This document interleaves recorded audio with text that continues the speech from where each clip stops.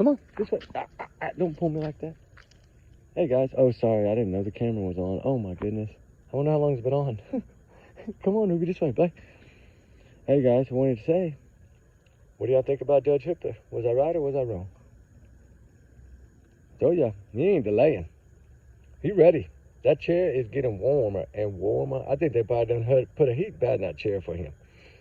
Putting all them extra sandbags up, getting that chair ready, getting that room bulletproofed and ready. It looks to me like everything that we've been talking about over all this time. Remember I said there's probably going to be a video of the suspect, 4, 5, 6 witnesses. Boom, boom, boom, boom, boom. They're just dropping like dominoes, ain't it? That's good. That tells us why they tore the house down. Like I said in the beginning, there's no way they would have torn that house down if they did not think for a minute that they would be able to, as y'all know, get justice, right? For who? Maddie Kaylee Xana Ethan. And do they deserve justice? Oh my gosh, times 100. It's probably around midnight right now. I did drop like 3 videos, and then I did another hour one on Suzanne Morphy, and then life in general, talked about kids and women's shelters, and just rambled for a while. So I hope that one's okay with y'all. I'll probably load it. I think it said an hour and 42 minutes to load. I'll probably drop that one in the wee morning hours of the night. We've been having a lot of bad storms all day, thunder, lightning, hail. So I've been kind of not been able to sleep. We got a break now. I did that video earlier. We got about an hour and something into it. I think it was right at an hour, and it started sprinkling, so I had to shut it down. But we have a search coming up tomorrow, and it looks like it's only like 30-35% chance, so we might be all right to get it done tomorrow finally. But I just really wanted to say, you know, it looks like justice is finally, for these families, finally, the heartache, the grief, waiting for this trial is just, I bet they're going to have their t-shirts on after court every day. And they should. They're going to show what that fire squad, the bullseye, or whatever it is. I think they should be wearing them every day right now. I think they should be selling them, to be honest. I would order a bunch and pass them out. It's something that this case here, we knew it was going to be probably as big as O.J. Simpson case, if not bigger.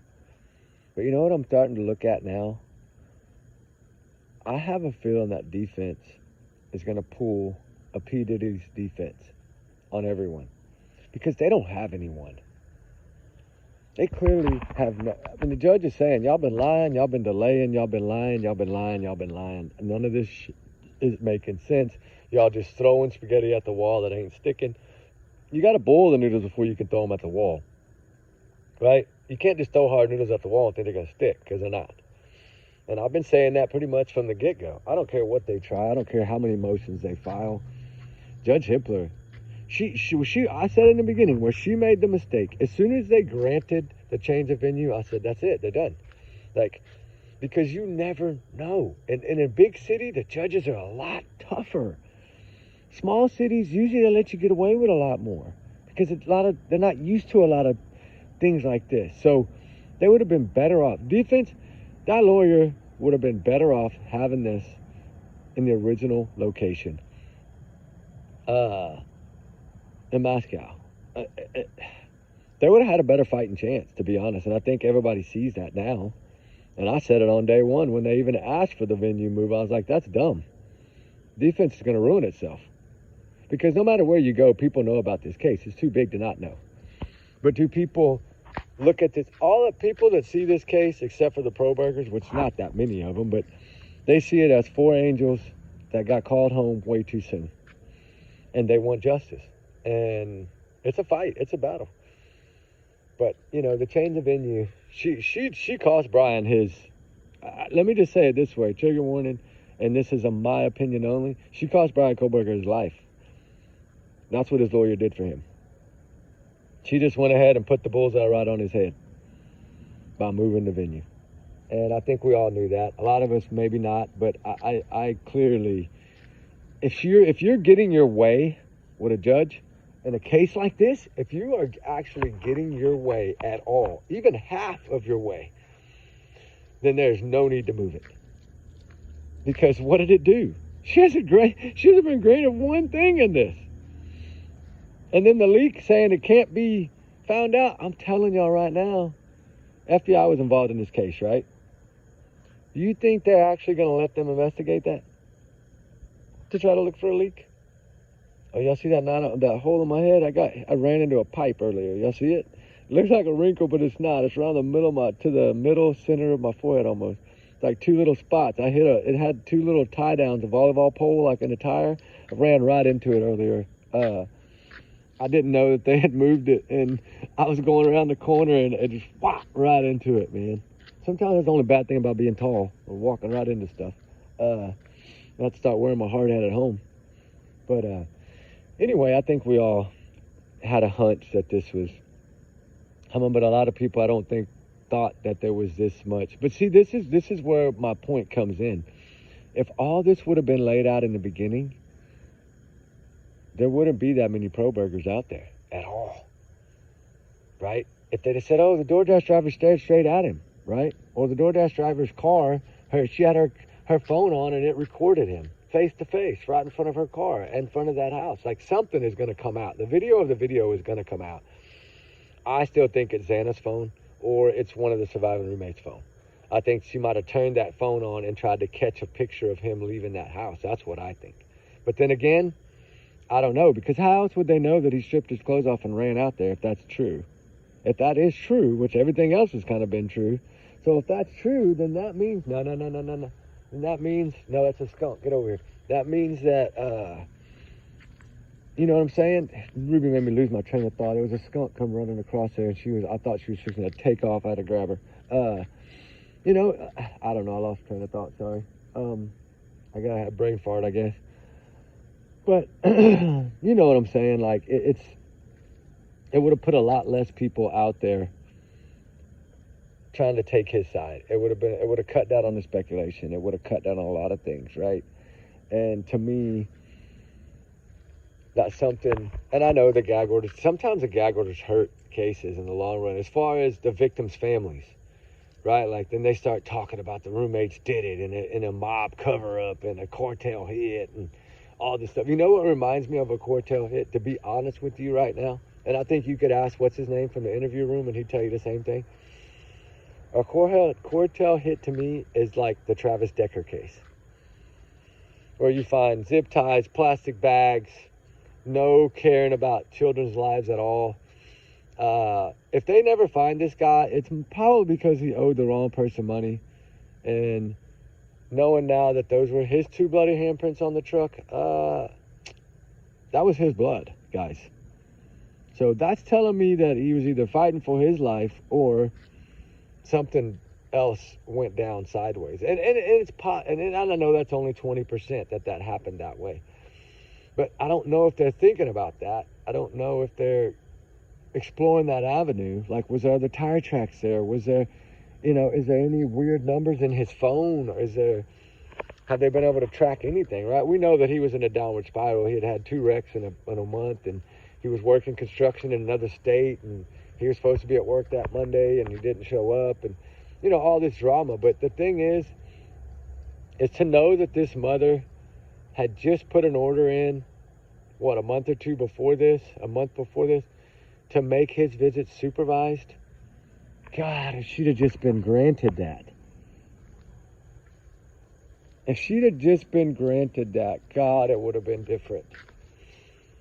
Oh, it would have been different, so different. But, they didn't grant it. I'm sure that judge probably feels really bad now, but I understand, you have a man that seems that when he gives his speech to that judge, and he seemed to be okay and normal, right? Although in his head, he was probably spiraling out of control with combat stress. That's what I call it, combat stress. Some people call it PS, whatever, but it's like, to me, it's combat stress. It happens to a lot of people, and sometimes it takes 4 or 5 years after they get back to civilization to happen. His didn't work that way. He came back to civilization, joined the National Guard, and then quit going. Like, he was spiraling then, and it just slowly progressed from there. And then he was homeless, and he was living in his truck, and then he was living at campsites, and then he, it just spiraled down. And he still wanted to see his kids, but yet the mother felt something wasn't right. And a mother's instincts is usually right. I hate to say it.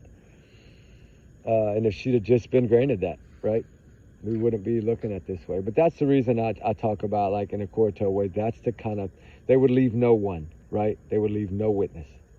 DM and the other one would not been alive either if that would have been something like that, right?